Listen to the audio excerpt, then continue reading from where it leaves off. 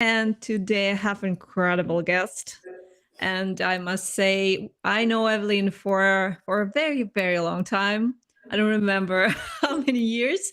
So, and I adore her. So I'm a bit biased, but this is my show. So what are you going to do? So, Eveline, I have so many questions. And what I want to start with is like, can you share uh, like walk me through your professional journey, how it started. Sure. So, first of all, thank you for inviting me. I'm humbled, and I also am a big fan of yours. I Oh, even thank you so tried to much. get you to work with me, but you have better things to do. So, I'm really happy to be here. So, how did it all start for me? I have always been a nerd. So, of course, as a nerd, you would expect me to go into engineering school, and that's what I did.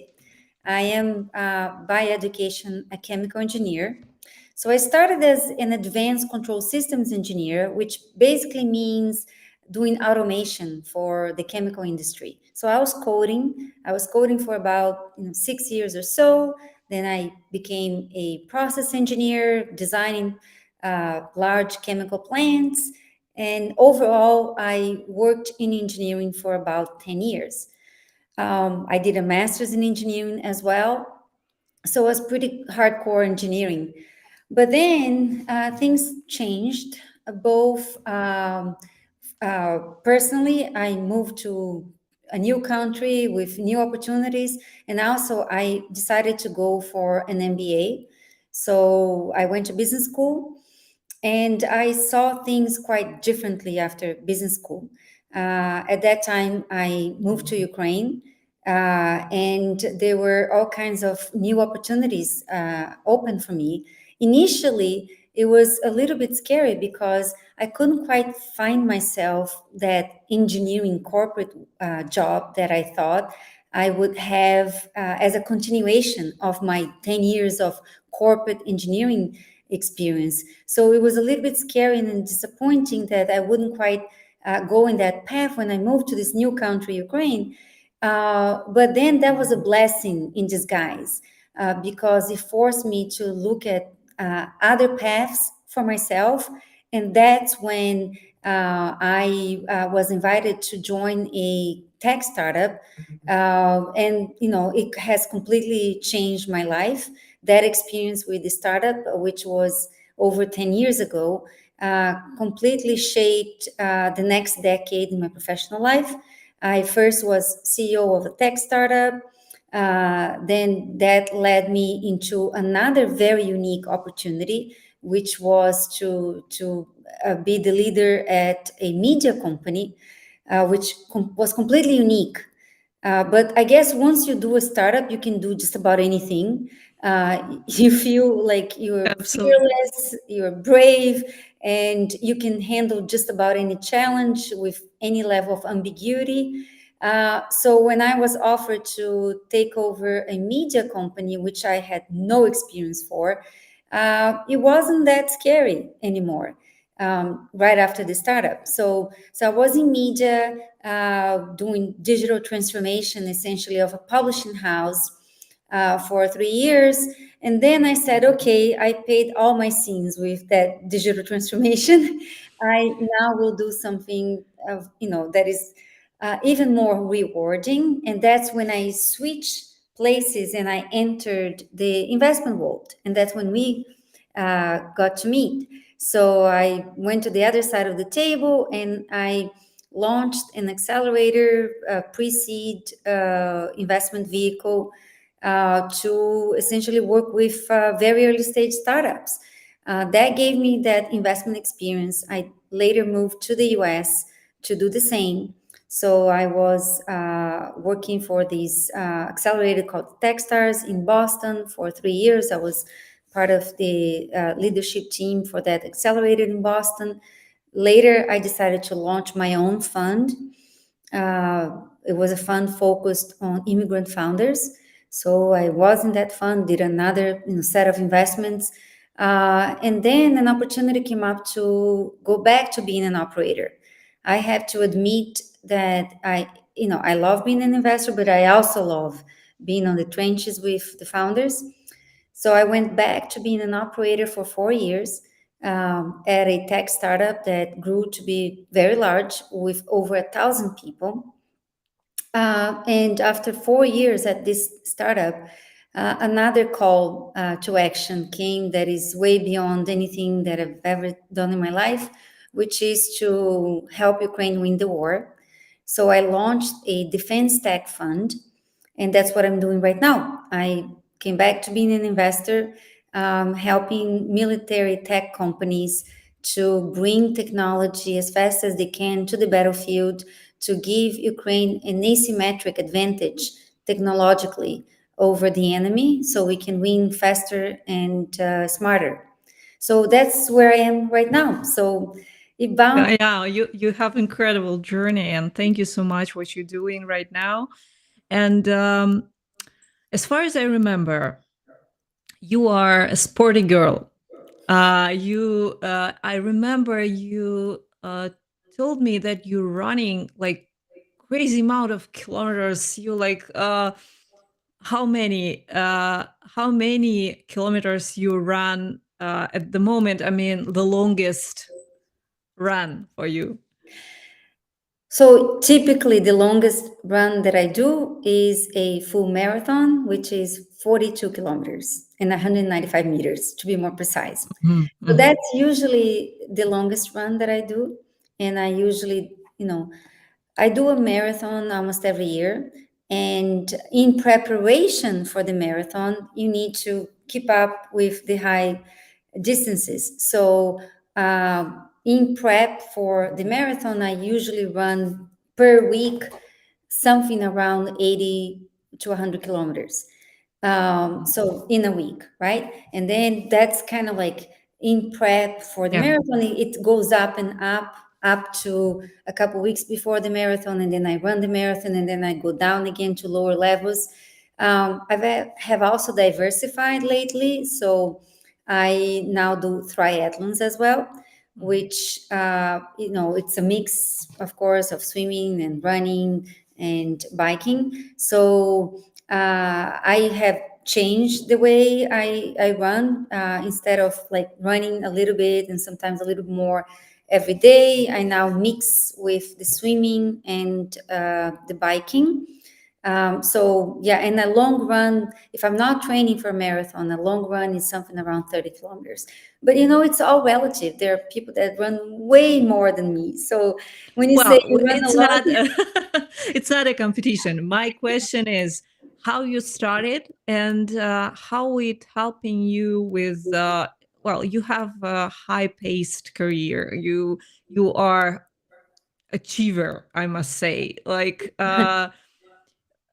the most incredible person. So I have many compliments for you today. thank you. So, I'm gonna blush but here. oh, come on, you can't do that. But I suppose for many founders that I know, for many entrepreneurs, for many high achievers, they are in sports somehow, and they say this helps them to balance their like work life. For you, how it's for you? Yeah. So, first of all, you might want to ask, like, what's really, cause and result, because it may be that people that are naturally into intensive, be it exercise, activities, work, they tend to go into entrepreneurship. So it Mm. may be that Chicken and egg. yes, yes. It may be that the fact that they do a lot of running, intensive exercise and sports is not that it helps them. Is that it's because it's in their DNA, right? And because it's in the DNA, they function better if they do it. Because if they don't, they are going against their nature. And so you need to keep that in mind, that there is correlation between, the intensity of entrepreneurship, the individuals that are up for the challenge of an intense entrepreneurial career tend to be the same individuals that need intensity in general, right? Mm. So I found that about myself in very surprising ways. So all my life, I sort of like lean towards a very intensive schedule since very early age. So it was always a packed schedule, even when I was like 12 years old, 15. I mean, I became a professional ballerina when I was 15, while still in school and managing school with, the ballerina track, with like multiple like language tracks that I was, trying to. So it was always very intense. And then one day I thought to myself, this has been a crazy ride. Maybe I will be happier if I decelerate, if I kind of like try to be a normal person under a normal schedule. Maybe that should make me happier. I should try. And much to my surprise, that was not the case. What happened was, I decided, okay, I'm this engineer. I had two little kids, and I had, this intensive sport program and everything, together. And I thought, gosh, I just want to go through a complete reboot. I'm going to move to a country. The country was Luxembourg, which is very small, very low key. People spend a lot of time with families. Sundays, nothing works. Everybody's at home having their meals, they go to church. It's a completely different pace of life. So I moved to Luxembourg. I'm going to be this mom. I'm going to decelerate, have like very low key life. And even though I loved, the family life, the nature, the like easier schedule, much, much easier schedule, I became miserable, physically, even. First time in my life, I'm an extremely healthy person, thank God. But for the first time in my life, I started to have migraines, which I'd never had before. So it affected me physically. So I came to the conclusion that I was not that person. That for me, the intensity is healthy, as Yeah. weird as it sounds, because that is who I am. It's not for everybody, it's not universal. But as weird as it sounds, intensity is healthy in my case, based on my DNA.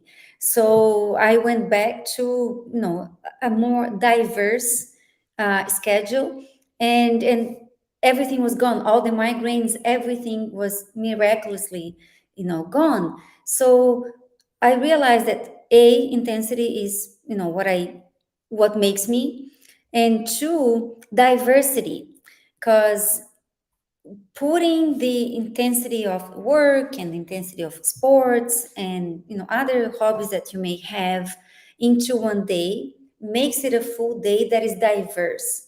If you are too much into just one thing, that's when you get in trouble. So that's when too much of just one thing, be it work or be it like even family time or be it hobbies. Too much of one thing makes you, it's tedious, which eventually leads to stress. So that's what I found out about myself, and so I am happy with my intensity. and Well, that's I'm with you because I've like when I understood that I totally burned out in finance, and I pivoted everything like my career. This is because of this, because I understood that I cannot do this anymore. I need to do what I love, like education and helping people and so on. So, and I felt like I cannot sit on one spot and do the same and sit with spreadsheet and so on, because I'm a crazy person who wants more. So I cannot stop. I cannot just uh I'm fine. Yeah, I can do that. I mean, physically I can, but my mind goes crazy. So I understand you. And you mentioned like schedule. And can you share your schedule, how you start your mornings? I always start my morning with exercise. So, and if I don't, then I am miserable the rest of the day, which impacts not only my work, but the work of everybody around me. So, my team is happy that I go and exercise before I come to work because then I'm not miserable. So, that's how I start my day. I usually go for a run or a bike ride or a swim or some resistance training. And it ranges from 1 hour to sometimes 4 hours. If it is, for instance, a bike ride, it takes longer. Or if it's like a half marathon, which I do once a week, then it just takes long. So it ranges from 1 to 4 hours. Weekends more. Then, quick shower. I do not do breakfast. I do intermittent fasting. And I don't need the breakfast. Actually, I don't feel hungry. So, I start work. It's usually in the office. Used to be mostly remote, but now I actually come to the office every day. I enjoy being next to the team. It's another source of energy and inspiration for me. So I work long hours. I do not stop for your regular lunch. It's usually combined between meetings, and I no, I actually, before I go to exercise, I put together some ingredients of my lunch. Cooking for myself is something that I have to make time for. It's something that is, it's you can call it a hobby, because I value my health, and I think if I put together the ingredients myself, then it is a better meal for me. So I do take time for that prior to go and exercise, come back, work, then kind of like eating while I'm working, lots and lots of meetings, sometimes in-person meetings, sometimes Zoom meetings, lots of emailing, messaging, etc. And it unfortunately it lasts until the long hours. Sometimes the day ends at 11 p.m. and it's pretty much work until then. And then you may think this woman is crazy, right? I do fit in check-in with my family in between meetings. I do call my kids every day, um, without exception, as well as my mom, and I call my family every single day. And it lasts, the meetings and work related stuff lasts until sometimes midnight, sometimes 11. But I'm not crazy. It's just what I do is, the work that I do is a mission for me, so it's not really work. I enjoy doing it. It doesn't feel like work, and that's the secret, right? The lines of, like, work life balance and so on, they're very blurred for me, It's because actually what I must say. Many people think that work life balance should be 50-50. It should be balanced. So you need to feel that you balanced. I mean, it doesn't need to be 50-50. Like, okay, 50% of my day should be work. No, you need to feel balanced. This is the yeah, way. the day needs to be diversified, and then Absolutely. Yeah. you It put needs it. work for you, because this is your life. You're spending your life on something that you love doing. And many people don't have that. So you are happy person. And this is the way, right? This is why we're doing what we love. And we spend so much time. You need time for something one day, but another day you go for a longer bike ride, for example. You can do that. This is your pace. And this great. This is your balance. So it's Yes. wonderful. Yeah, so yeah, I mean, I cannot go every day on a 4 hour bike ride, Of obviously. course. Uh, but if I do that once a week, I allow myself that. Yeah. That is my balance. I allow myself to have those longer stretches of something that makes me happier. Because one big aspect of my life too is contact with nature. Because growing up, I was half of my time in a farm, another half on the beach. So the contact with nature is very important for me. And when I go on outside sports, that's what I'm doing. I'm in contact with nature, forests, dirt roads, and to me that is my source of energy. That is who I am.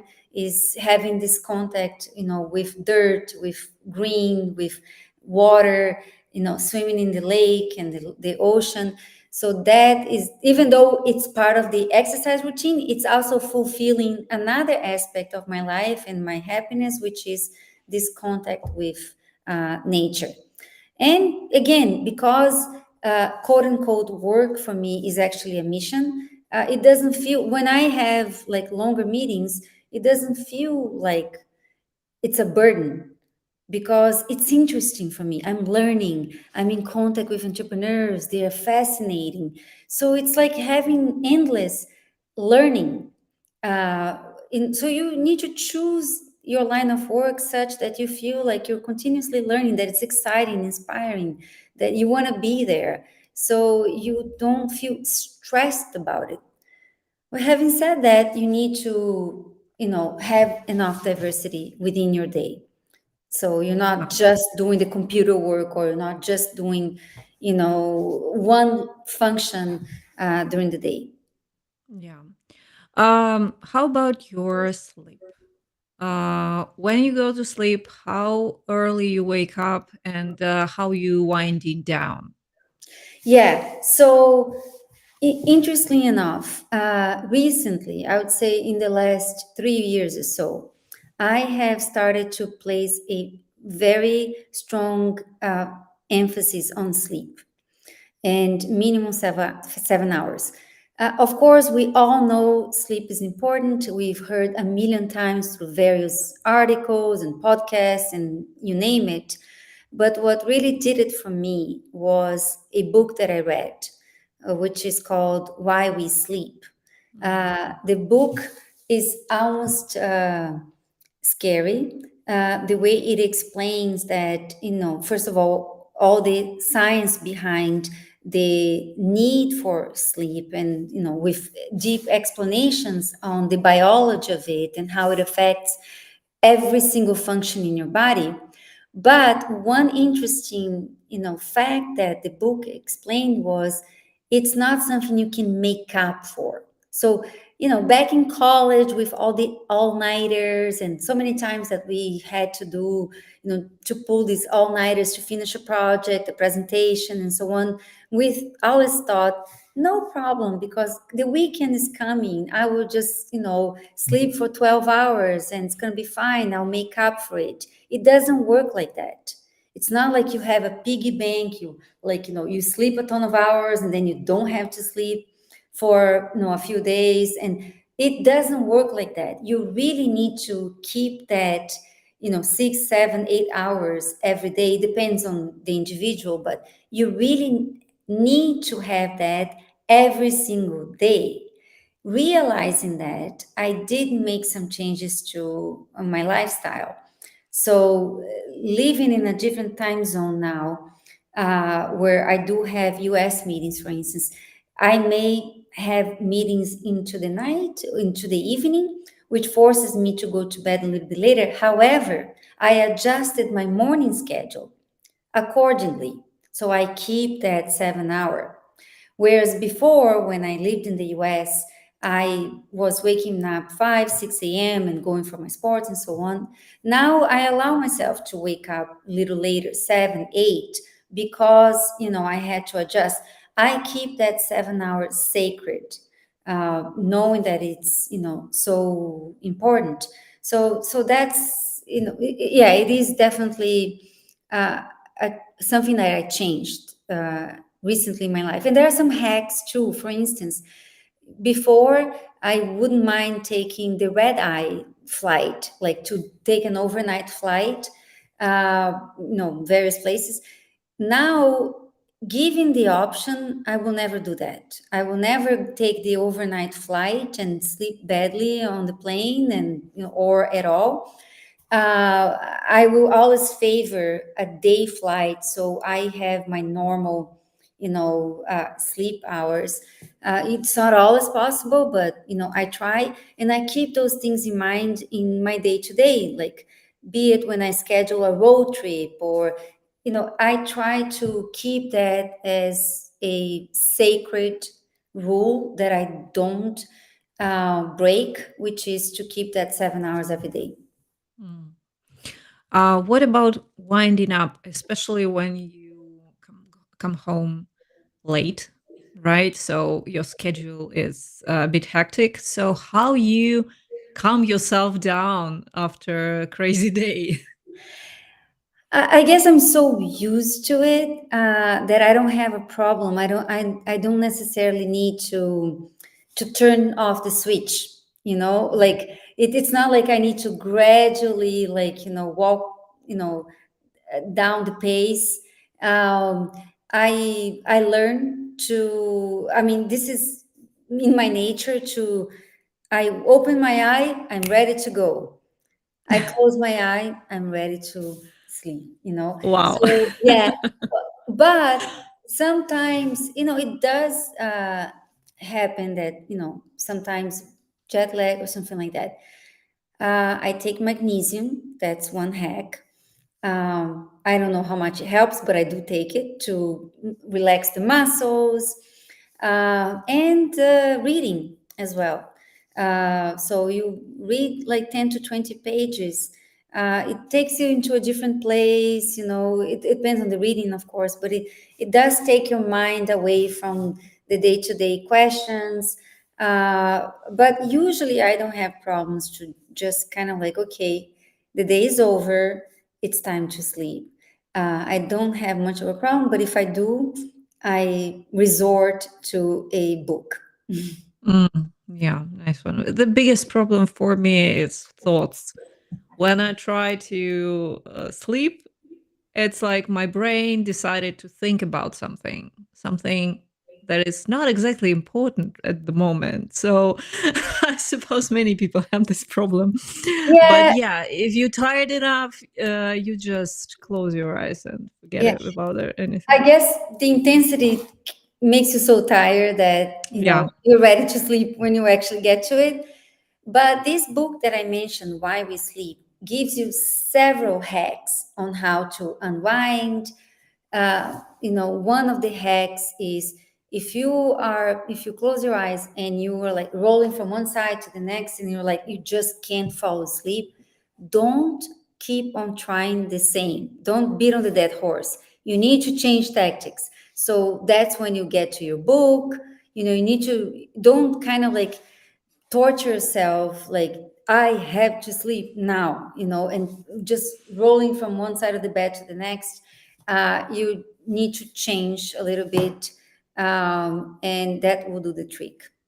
But don't use your phone. No, I that's a mean, that's any a well known. screens, it's Yeah. terrible. I actually found that for me, audiobooks is great because it like especially when it's sort of a boring. So I'm falling asleep very fast and I put in timer on my audiobook and it's like 30 minutes and I can sleep, yeah, and it's just turning off. For me, it's fine. And for someone, music for sleep. And there's so many podcasts about this. So right now, it's easier for for people with thoughts. Yeah. Okay. So let's talk about your job. Right now you managing a venture fund that like work with defense startups, right? So what trends are you seeing in this sector, and what excites you about these technologies that you see? Yeah. So, first of all, what excites me in general with the defense sector is that it is a way to protect democracies across the globe. You would think that in 2023, soon 2024, people would already know better than creating wars and etc. Yet it's not obvious to everybody, and you still need to protect democracies, and that's a big mission. And in today's situation, you do that with defense. Basically, the old saying of if you want peace, you prepare for war, essentially, right? So you need to have the capabilities to deter, tragic wars. So it excites me to be a contributor to defending democracy. And also, it excites me to bring technology that will remove the soldier from the battlefield. Because it's really unacceptable that, after, centuries of various wars, we still have people in trenches, losing their lives for cheap. Let me put it this way. So, majority of the trends now try to remove the soldier from the trenches and replace it with robots, replace it with autonomy. So, needless to say, in this war, drones have become huge. And they have become huge exactly because a drone pilot can operate it at a distance, sometimes a distance of hundreds of kilometers. So, so that's in line of with the trend of removing the soldier from the battlefield. And also another trend that the drone falls into is making technology faster, cheaper. So instead of an F-16 that takes, probably a decade of design cycle, drones can be designed and manufactured and delivered in a matter of 2 or 3 months, right? So the shrinking of the design cycle, being able to deploy technology much faster, iterate, get feedback much faster at a much lower ticket price is a big trend. Another big trend is the use of commercial technology in the military. So there are several efforts around the world. For instance, in the US, the Defense Innovation Unit is an example of an effort to bring commercial technology into the military. And there are other examples across the globe. But really, Ukraine is the place now where you see that more explicitly in the use of, again, we go back to drones that were used in agriculture before, and agriculture entrepreneurs thinking of their usage, quickly switching, pivoting towards a military use case and applying that same technology in the battlefield.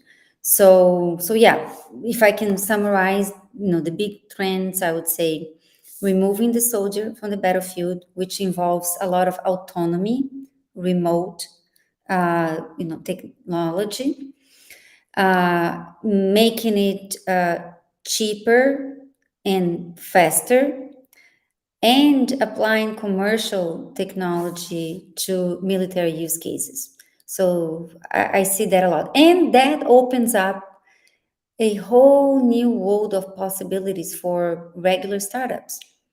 Whereas before, again, if you go back to the F-16 example, you need to be a Lockheed Martin, a Raytheon, a BAE system to be able to develop that. Be very resourceful in terms of capital and human capital, and have the time to finance such very large projects.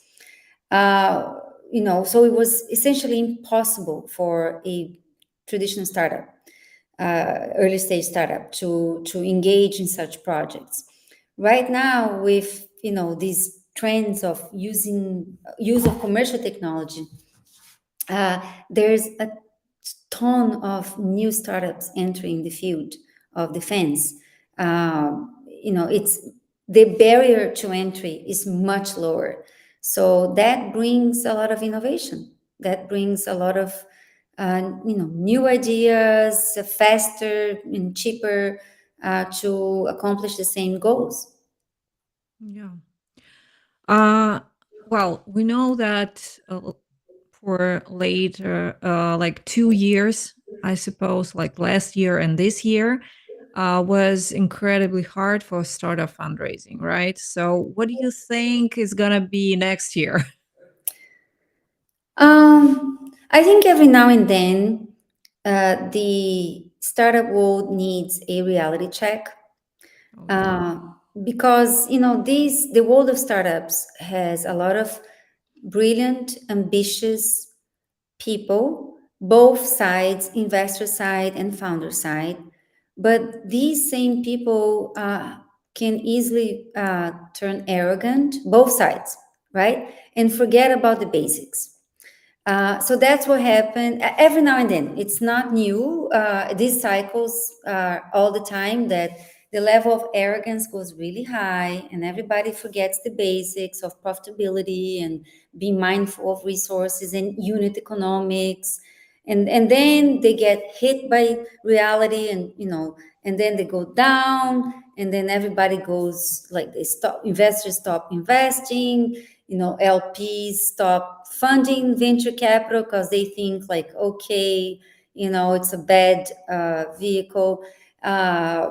So and founders get depressed and conservative, and then they hit the bottom and then there goes up again, right? So what happened last year, there's of course all the macroeconomical unfortunate set of events, including the war, but it was just part of the traditional cycle. Level of arrogance was too high. It needed to go down, and now, at least for the immediate future, we go back to looking at unit economics and path to profitability and Doing basic. due diligence. Doing due diligence, you will be shocked. People who are not part of the investment world have no idea how uh, poor the diligence is in some of these deals. Okay.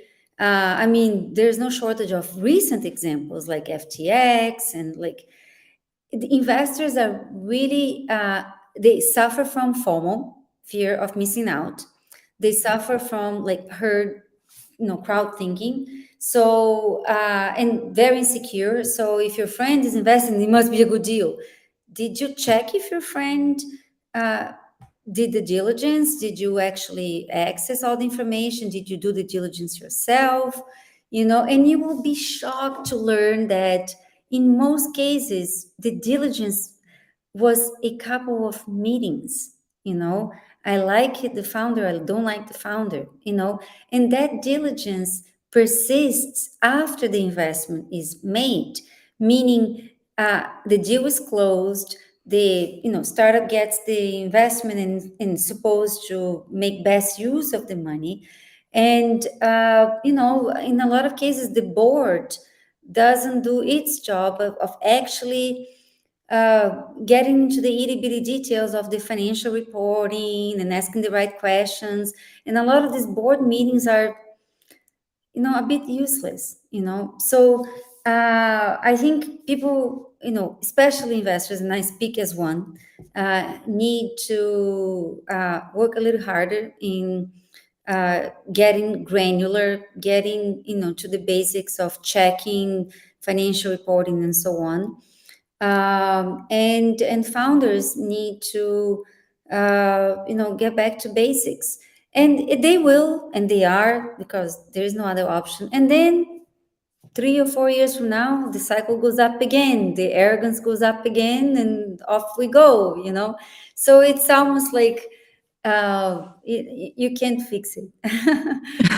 Well, Just yeah, human it's nature. actually any economics, as we see, yeah, crises and so on. Everyone in the world became arrogant, and here we are. Yeah, and it's So, not going to go away. We get humble, we get arrogant, we get humble and yeah, arrogant. you know. So it's just, it will continue throughout history. It will pass. So Yeah. yeah.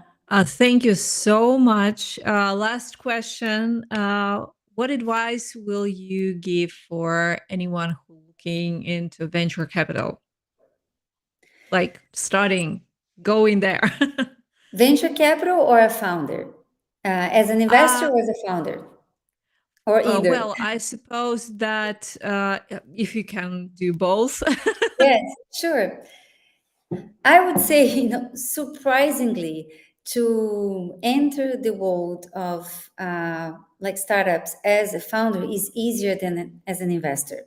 Surprisingly, of course, founders work much harder. There is no doubt.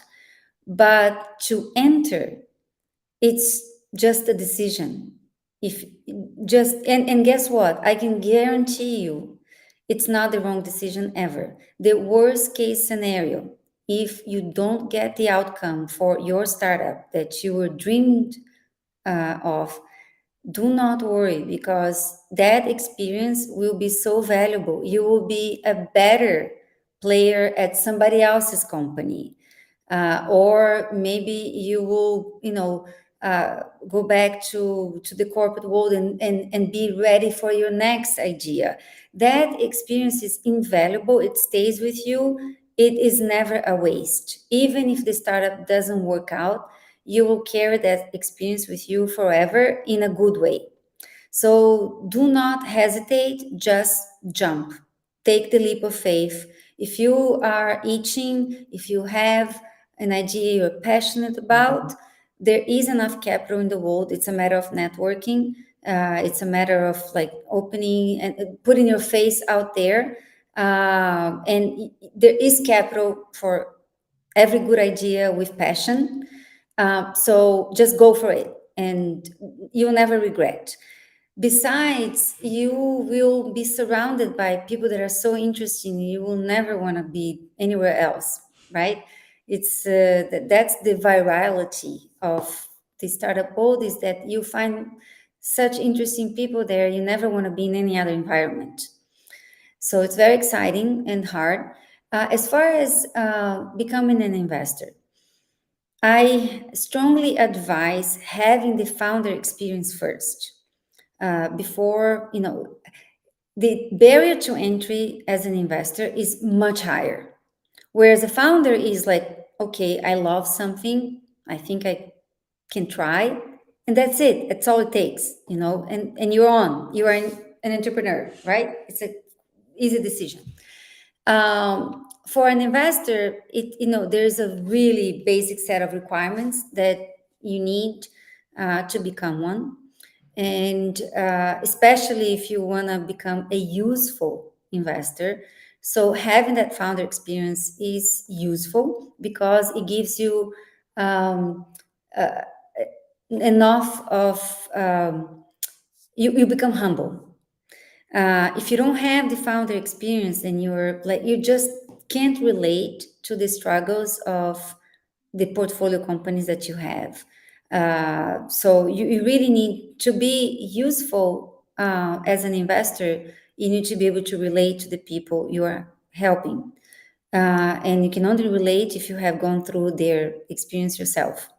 So that's one thing. And also, of course, raising a fund these days is probably extremely hard, exactly because we are going on that cycle where, it's kind of like down cycle, right? So it's extremely hard. I raised my fund twice. It is incredibly humbling. You get lots and lots of rejection. I think even more than as a founder.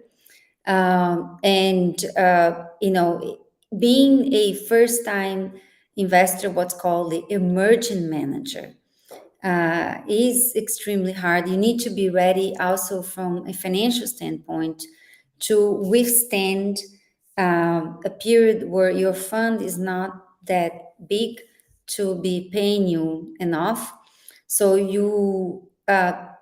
it's better if you start with already some resources, so you can contribute to your own fund. 1% of the fund needs to come from the investor, I mean the founder of the fund. And you can, kind of like live through the period where you are growing your fund. So having the financial means is sort of like a requirement. And stay humble forever. Don't lose that understanding of the struggles that the founders go through. Don't become arrogant. It's easy to do so because you're day and night rejecting people. Sitting from a place of comfort, you're like day and night saying no to people, because that's the economics of being a venture capitalist. You have to select typically 1% of the people that you talk to actually turn into portfolio companies. So imagine, like, out of 100, you say no to 99 people. It's very easy to become arrogant, and it's very easy to forget the human side of it, to have empathy for what people are going through when they are braving through the entrepreneurial path. So I, suggest stay humble. Every now and then have a reality check with the founders, try to work side by side with them and be useful. And yeah, so that's my 2 cents. Well, thank you so much. It was incredible. I learned a lot myself. So, thank you for your time, and thank you for spending this evening with me and with everyone's watching. Thank you Thank so you. much. Anytime. Thank you, everyone. See you next Thursday. I will have last in this year interview with incredible Guillermo. And thank you. Bye.